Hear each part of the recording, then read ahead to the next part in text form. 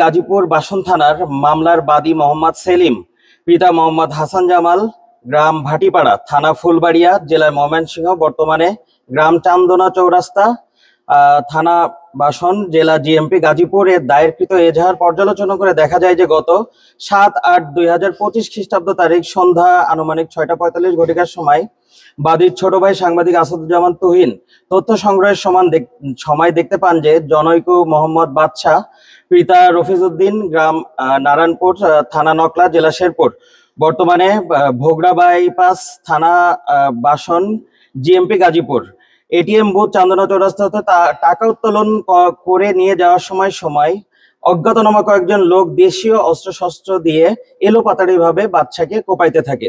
উক্ত ঘটনাটি বাদীর ছোট ভাই সাংবাদিক আসাদুজ্জামান তুহিন ভিডিও চিত্র ধারণ করাকালে অজ্ঞাতনামা লোকজন তাদের হাতে থাকা বিভিন্ন দেশীয় অস্ত্র দিয়ে বাদীর ছোট ভাইকে একই সাথে ধাওয়া করে।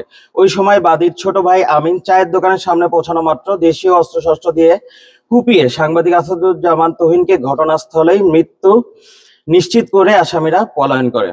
এই ঘটনায় নিহতের বড় ভাই বাদী হয়ে জিএমপি থানা বাসন অজ্ঞাতনামা আসামির বিরুদ্ধে একটি হত্যা মামলা দায়ের করেন, যার মামলা নং 14 তারিখ 8-8-2025। ঘটনার পর র্যাব ছায়া তদন্ত শুরু করে এবং জড়িতদের আইনের আওতায় নিয়ে আসতে কার্যক্রম গ্রহণ করে। এরই ধারাবাহিকতায় অধিনায়ক র্যাব 14 ময়মনসিংহ এর নির্দেশনায় র্যাব 14 সিপিসি 2 কিশোরগঞ্জ ক্যাম্প এবং র্যাব 1 সিপিএসসি এর সহায়তায় একটি আভিযানিক দল 9-8-2025 মানে আজকে দুপুর আনুমানিক 14:45 ঘটিকার সময় তথ্য প্রযুক্তির মাধ্যমে আসামি শহীদুল ইসলামের অবস্থান নিশ্চিত হয়ে কিশোরগঞ্জ জেলার ইটনা থানাধীন পুরাতন বাজারস্থ তালুকদার ঠাকুর গেস্ট হাউসে অভিযান চালিয়ে উক্ত মামলার সন্দিগ্ধ আসামি মোহাম্মদ শহীদুল ইসলাম, বয়স 28, পিতা আব্দুল করিম, গ্রাম বালিপাড়া, থানা ত্রিশাল, জেলা ময়মনসিংহ, বর্তমানে গাজীপুর চৌরাস্তা, থানা জিএমপি গাজীপুরকে গ্রেফতার করতে সক্ষম হন। তথ্য প্রযুক্তি বিশ্লেষণ ও গ্রেফতারকৃত আসামিকে জিজ্ঞাসাবাদে প্রাথমিকভাবে উক্ত হত্যার ঘটনায় আসামির সংশ্লিষ্টতা পাওয়া গিয়েছে।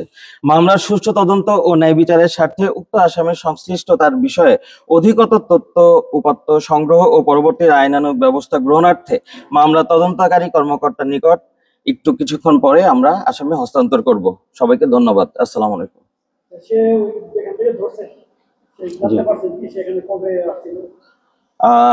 হ্যাঁ, আমরা এগুলো জানতে পেরেছি এবং ঘটনার দিনও সে গাজীপুরে এখানেও ছিল। আমরা প্রাথমিকভাবে আমরা ধারণা করতেছি সে ছিল, এটা একটা সংঘবদ্ধ চক্র, সেই চক্রের সে একজন সদস্য এবং সে নিজে এটাও বলেছে যে সে পূর্বে ডাকাতি করতো, এরপরে মাদকের সাথে সে মাদক ব্যবসায় সে জড়িত, সে নিজে অকপটে স্বীকার করতেছে।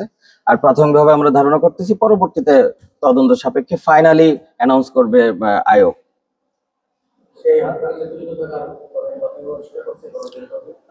সে আমাদেরকে বলেছে সে ওইখানে ছিল, বাট একদম ফুটেজে যেহেতু আসে নাই, ও সামনে যে ওইভাবে কুপিয়েছে বা একদম ডিরেক্টলি তার প্ল্যানিং মাস্টার প্ল্যান এরকম কোনো কিছু বলে নাই। সে প্রাথমিকভাবে বলেছে সে ছিল। আসামি গেস্ট হাউসে ভাড়া ছিল, তার একজন বন্ধু আছে, সে হচ্ছে কিশোরগঞ্জে, তাদের সেই বন্ধুর আবার দোকান বা ব্যবসা আছে গাজীপুরে, তার সাথে গাজীপুরে থাকাকালীন সম্পর্কের সূত্র ধরে সে এখানে আত্মগোপনের জায়গা হিসেবে বেছে নেয় ইতনাতে গেস্ট হাউসে ছিল, অজ্ঞাতনামা, রাইট। এটা হচ্ছে পুলিশের পাশাপাশি আমরাও ছায়া তদন্ত শুরু করি এবং শুরু করার পর তারপরে আমরা তথ্য প্রযুক্তির মাধ্যমে পুলিশের সাথে সমান্তরাল ভাবে প্যারালালি আমরাও কাজ করে যাচ্ছি, সেখান থেকে আমরা জানতে পারি। আমাদের বিভিন্ন তথ্য প্রযুক্তি আমাদের মেইন বলতে পারেন, আমরা ওইখান থেকে জানতে পারি তার কথোপকথন শুনে, তার রাইট লেফট মুভমেন্ট, অনেক কিছু আছে যেগুলো সবকিছু এখানে বলা যায় না, এগুলো দেখে আমরা প্রাথমিকভাবে ধারণা করছি সে সংশ্লিষ্টতা ছিল।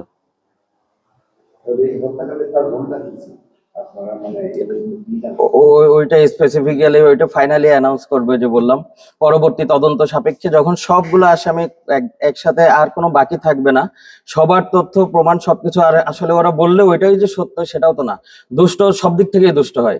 সো এটা সবগুলো কম্বিনেশন করে যখন ফাইনাল রেজাল্টটা পাওয়া যাবে তখন আপনি বলতে পারবেন যে ও এইখানে কোপ দিয়েছিল, ও প্ল্যানিং করেছিল, এটা এখন এই মুহূর্তে বলা যাবে না, বাট প্রাথমিকভাবে এটা একটা সফলতা বলতে পারেন, সেজন্য আমরা প্রেস ব্রিফিং এর ব্যবস্থা করেছে। ছিল জি। বান্ডেল থাকলে প্রতি সেনমানিতে টাকা বাঁচবে। বিকাশ সেনমানি বান্ডিল কিনে জিতুন প্রতি লেনদেনে।